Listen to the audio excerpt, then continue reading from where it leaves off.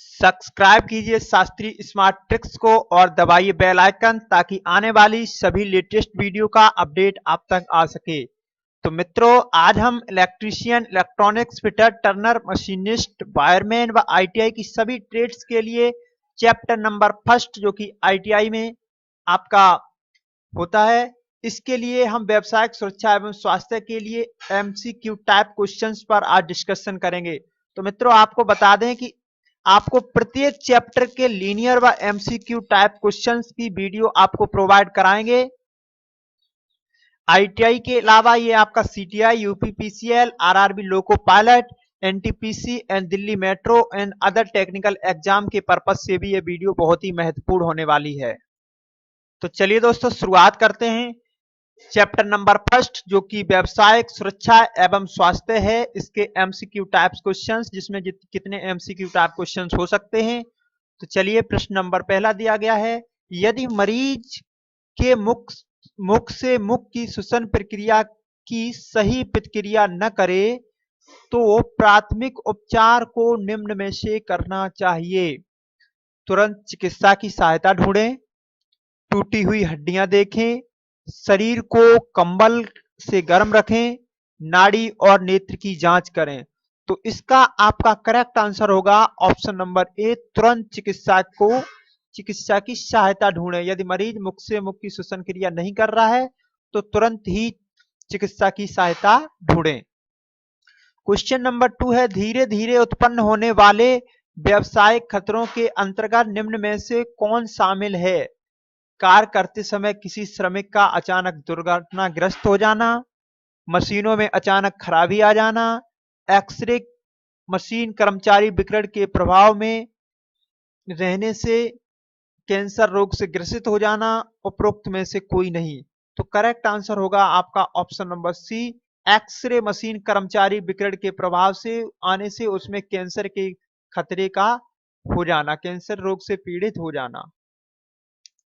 अगला प्रश्न, first aid box में घाव भरने की ट्यूब रखी जाती है सोफ्रामाइसिन में, बोरोलीन में, बीटाडीन में या पेंसिलिन में।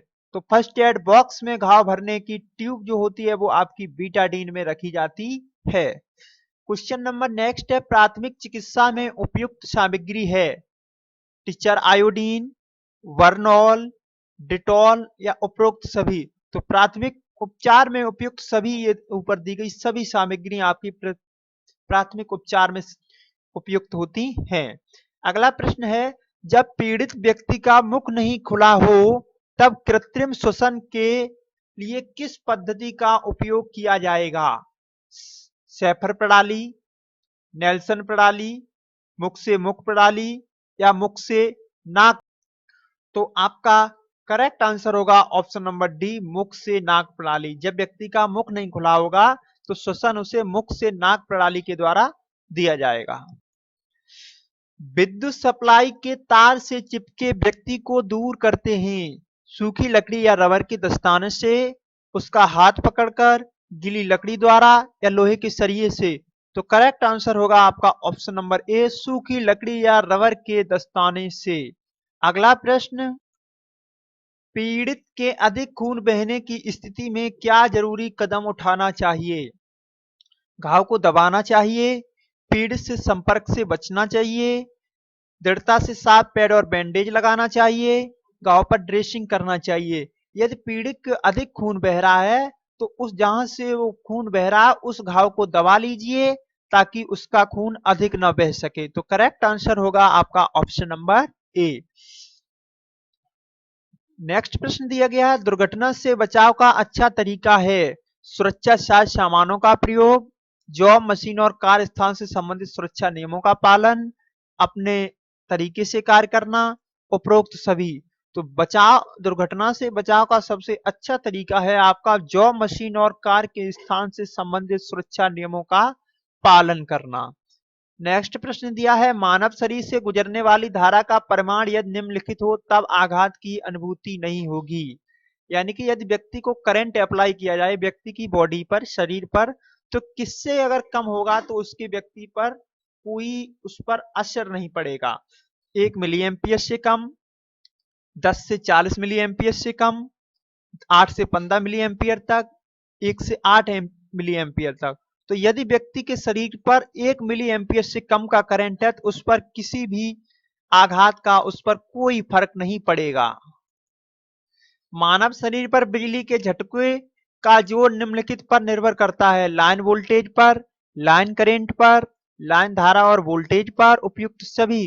तो मानव शरीर पर बिजली के झटकों का जोर आपका लाइन वोल्टेज पर डिपेंड करता है। अगला प्रश्न है, बिजली व्यक्ति को बिजली का झटका लगने से हानि हो सकती है। किसी अंग विशेष पर छाले पड़ जाना या मांस जल सकता है, हृदय गति रुक सकती है व मृत्यु हो सकती है, श्वास में रुकावट और मूर्छा आ सकती है, उपर्युक्त सभी। तो बिजली का झटका लगने से ये आपके दिए गए ऑप्शन इन सभी हो सकते हैं। तो करेक्ट आंसर होगा आपका ऑप्शन नंबर डी। अगला प्रश्न दिया है कि विद्युत झटके पश्चात कृत्रिम श्वास क्रिया की निम्न में से किस विधि में रोगी की छाती के बल जमीन पर लिटाया जाता है? शेफर विधि, सिल्वेस्टर विधि, मुख से मुख विधि, कृत्रिम श्वास का प्रयोग करके। तो आपका करेक्ट आंसर होगा ऑप्शन नंबर ए, शेफर विधि में रोगी को जमीन पर छाती के बल लिटा दिया जाता है और उसे श्वास प्रक्रिया कराई जाती है। अगला प्रश्न, कृत्रिम श्वास क्रिया की सरलतम विधि है सिल्वेस्टर विधि, शेफर विधि, मुंह से मुंह में श्वास देना, उपरोक्त में से कोई नहीं। तो सबसे सरलतम विधि आपकी है मुंह से मुंह में श्वास देना, कृत्रिम श्वास प्रक्रिया की सबसे सरलतम विधि है। अगला प्रश्न दिया है, किस प्रकार का अग्निशामक यंत्र विद्युत आधारित अग्नि के लिए प्रयोग नहीं करना चाहिए? हेलोन अग्निशामक यंत्र, कार्बन टेट्राक्लोराइड अग्निशामक यंत्र, फोम टाइप अग्निशामक यंत्र, ड्राई पाउडर अग्निशामक यंत्र। तो फोम टाइप अग्निशामक यंत्र विद्युत आग पर प्रयोग नहीं करना चाहिए, जबकि विद्युत आग पर आपका कार्बन टेट्राक्लोराइड अग्निशामक यंत्र प्रयोग किया जाता है। अगला प्रश्न है कि विद्युत में स्पार्किंग का कारण हो सकता है ढीला कनेक्शन, दोषपूर्ण उपकरण, लघु परिपथ या शॉर्ट सर्किट। तो विद्युत उपकरण में स्पार्किंग का कारण आपका ढीला कनेक्शन हो सकता है, यानी कि लूज कनेक्शन कारण हो सकता है। अगला प्रश्न दिया है, लिक्विफाइड गैसों द्वारा लगी आग को बुझाने के लिए किस श्रेणी का अग्निशामक यंत्र उपयुक्त है? फोम टाइप अग्निशामक, कार्बन टेट्राक्लोराइड अग्निशामक, ड्राई पाउडर अग्निशामक, हैलर टाइप अग्निशामक। तो लिक्विफाइड के लिए आपका ड्राई पाउडर अग्निशामक यंत्र ही उपयुक्त होता है। अगला प्रश्न है, वर्कशॉप में भारी सामान उठाते समय अधिकतम भार शरीर के किस अंग पर होना चाहिए? तो वर्कशॉप में भार उठाते समय आपका जो अधिकतम भार होगा वो पैरों पर होना चाहिए, जबकि पीठ पर भी नहीं, छाती पर भी नहीं, कंधों पर नहीं। अधिकतम भार आपका पैरों पर होना चाहिए। अगला प्रश्न दिया है, कौन सा सुरक्षा चिन्ह दर्शाता है कि अमुक चीज का प्रयोग नहीं किया जाना चाहिए? निषेध चिन्ह, अनिवार्य चिन्ह, चेतावनी चिन्ह, सूचना चिन्ह। तो आपका अनिवार्य चिन्ह ये दर्शाता है कि अमुक चीज को नहीं छूना चाहिए। क्वेश्चन नंबर 21 दिया है, आर्क बेंडिंग की स्थिति में अपनी आंखों की सुरक्षा के लिए प्रयोग किया जाना चाहिए गहरे रंग के शीशे वाली स्क्रीन, ट्यूब के चश्मे, मास्क, साफ शीशे। तो आर्क वेल्डिंग जब आप कर रहे हो तो गहरे रंग के शीशे वाली स्क्रीन को प्रयोग करना चाहिए ताकि आंखों को आपको सुरक्षा प्रदान हो सके।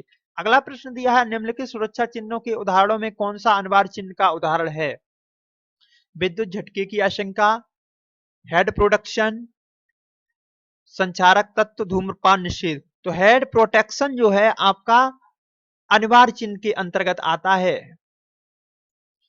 अगला प्रश्न है, कार्यशाला में कार्य के दौरान पहनने में प्रयोग करते हैं ढीले कपड़ों का, टाइट मफलर व चप्पलों का, हाथ में घड़ी व अंगूठी का, डांगरी जूते व चश्मे का। तो करेक्ट आंसर होगा आपका ऑप्शन नंबर डी, क्योंकि ढीले कपड़े भी नहीं पहने जाते, टाई मफलर भी नहीं, हाथ में अंगूठी और घड़ी भी नहीं पहनी जाती। तो करेक्ट आंसर होगा आपका ऑप्शन नंबर डी। नेक्स्ट प्रश्न है, कार्यशाला में आग बुझाने के लिए किसकी व्यवस्था रखनी चाहिए? अग्निशामक यंत्र, पानी से भरी बाल्टी, रेत से भरी बाल्टी, उपरोक्त सभी। तो कार्यशाला में आग बुझाने के लिए ये सभी व्यवस्था होनी चाहिए। अगला प्रश्न, काटने वाले औजारों को कहाँ रखना चाहिए? तो काटने वाले औजारों को नापने वाले औजारों के साथ, खोलने में बांधने वाले औजारों के साथ, सभी औजारों के साथ या सभी औजारों से अलग? तो काटने वाले औजारों को सभी औजारों से अलग रखना चाहिए। तो वीडियो देखने के लिए धन्यवाद। इससे आगे की वीडियो जो कि क्वेश्चन नंबर 26 से लेकर के अगले प्रश्न आपको मिलेंगे वीडियो की पार्ट नंबर 2 में। धन्यवाद।